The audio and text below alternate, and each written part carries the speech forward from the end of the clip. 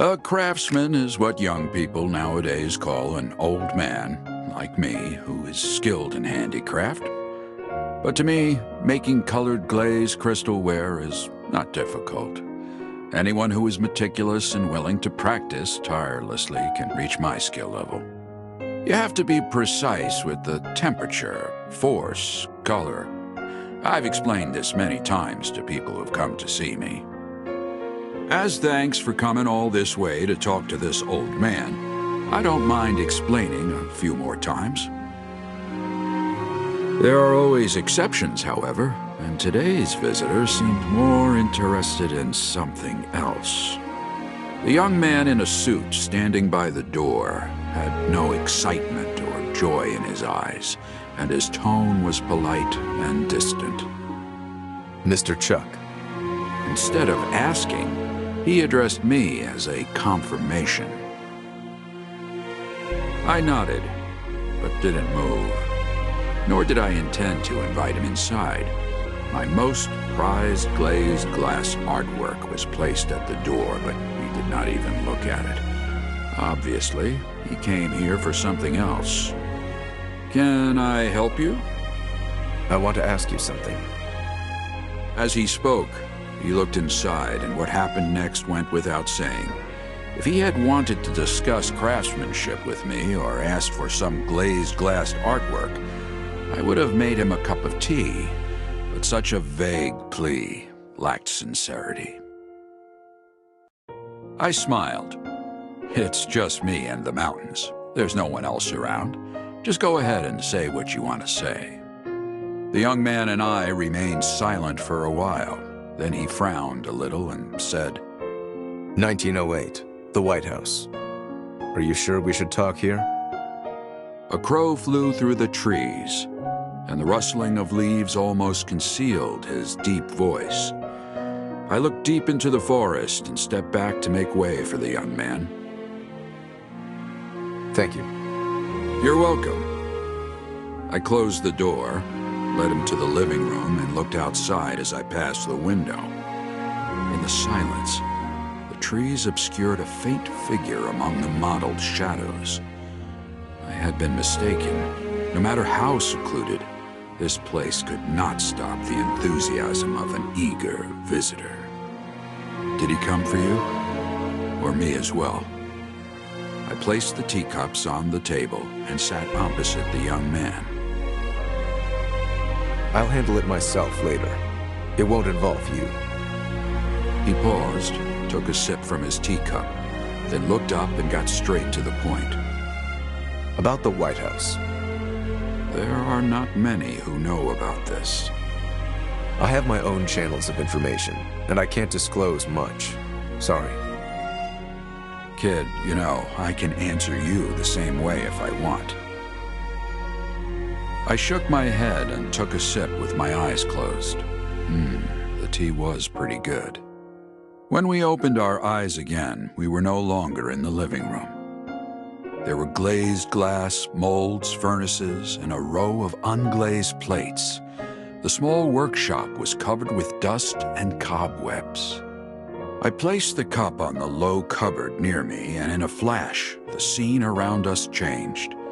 The sun shone through the windows, blanketing everything in the living room with a glow of warmth.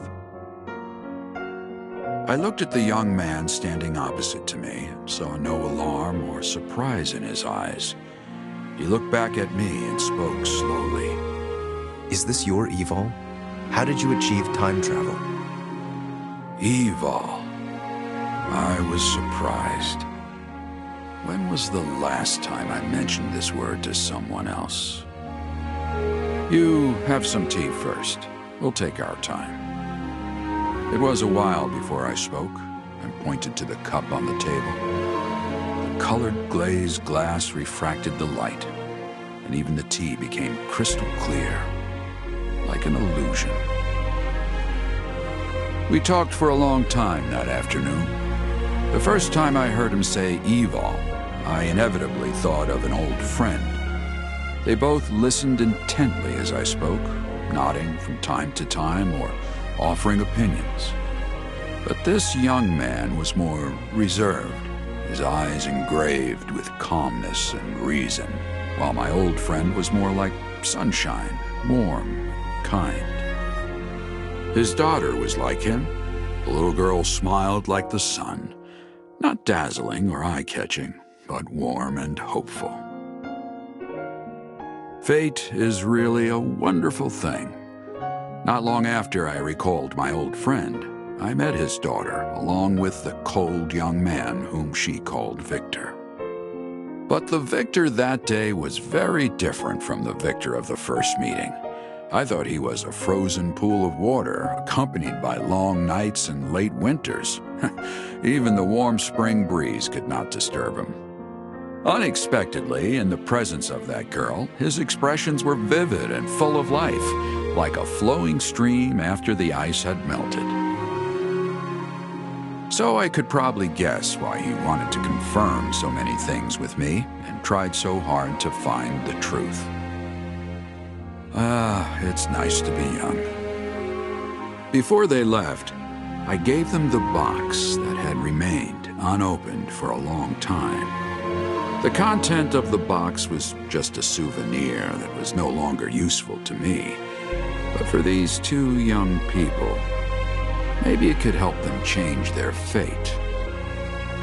Kids, as long as you've got time, everything can still change. Time is the future. The girl tilted her head. She obviously didn't understand. But Victor remained serious and nodded solemnly. Before getting in the car, he gave me one last look. I waved at him with a smile, pointing at the girl. The only thing he didn't reveal that first day was the existence of the girl. And the only answer I didn't give was being held in her hands at that very moment. Therefore, we can call it even. But the car gradually drove off toward the setting sun. The orange sky was bright, which hasn't changed even a little over 100 years. Alas, I sighed and retreated into my cabin. But it's never easy to change the future. It was a long time before I saw Victor again, and the place of our reunion was not my cabin, but a different space that was vaguely familiar. Mr. Chuck. Victor seemed a little surprised to see me. In fact, I was also confused by the situation. I had just planned to enter my own special space, but ended up there unexpectedly. Just to be sure, I confirmed with him. "Did you bring me here? Is this your space?" He shook his head, insisting that he also didn't know where we were. Victor took something out of his pocket and opened his palm. It was the sundial pocket watch I had given him. There were several tiny cracks on the surface of the glazed glass. Looking at those winding curves, I finally remembered where we were. Those guys never change. Who? The time observers. You'll see them soon. I tried to enter my special space, and this place appeared to be connected to it, but not to any other. "I'll fix the pocket watch for you first, then we'll get out of here." Taking the pocket watch from his hand, I pulled out the chair and sat at the table. This scene was so familiar and brought back so many memories. Victor frowned. He didn't seem to accept my ambiguous explanation, but didn't interrupt me. While repairing the pocket watch, I explained a few things to him. Soon he understood the situation and even asked a question that I couldn't answer. Handing him the repaired pocket watch, I told him that I didn't know and that he can ask the time observers when he meets with them. I see. Thank you. He nodded and grasped the pocket watch, the new surface reflecting soft brown light. I couldn't help but remind him. Glazed glass is fragile and can't bear so much pressure. After hesitating for a few seconds, I added, "The same goes for humans." Victor looked at the sundial pocket watch in his hand. Silence spread throughout the space, and time seemed stagnant. It was a long time before I finally heard his answer. I know. He knew, but I was afraid that was all he was going to give me. I watched him place the pocket watch back in his pocket, which carried his fate as well as that girl's. Although it was heavy, it was a burden he had to bear. Forget it, I sighed secretly. Was it not the same for me in the beginning? Who was I to judge him? I just hoped that the future of these young people would be brighter. I was not surprised that the girl came to me. After all, there were so many memories of her father here, and an old man who could reminisce with her about him. But I didn't expect that so much would change for her, nor that her evil would become so difficult to control. The power of premonition may sound desirable, but if tragedies can only be seen but not changed, who would want such an ability? I comforted the girl and saw her off, and then stepped into my own space and began making glazed glassworks for the first time in a long while. Just as in glazed glassmaking, as long as one is meticulous enough and willing to practice tirelessly, one can become proficient in almost anything, except controlling the future. The fire in the furnace could burn one's eyes. In a trance, I returned to that day at the White House in 1908. The red light appeared in the sky, erasing people's memories and taking the lives of a group of people.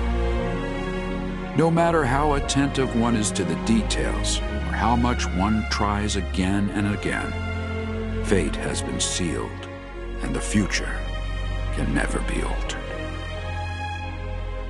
I placed the newly made red glazed cup on the table. Returning to the cabin, I came upon an unexpected guest.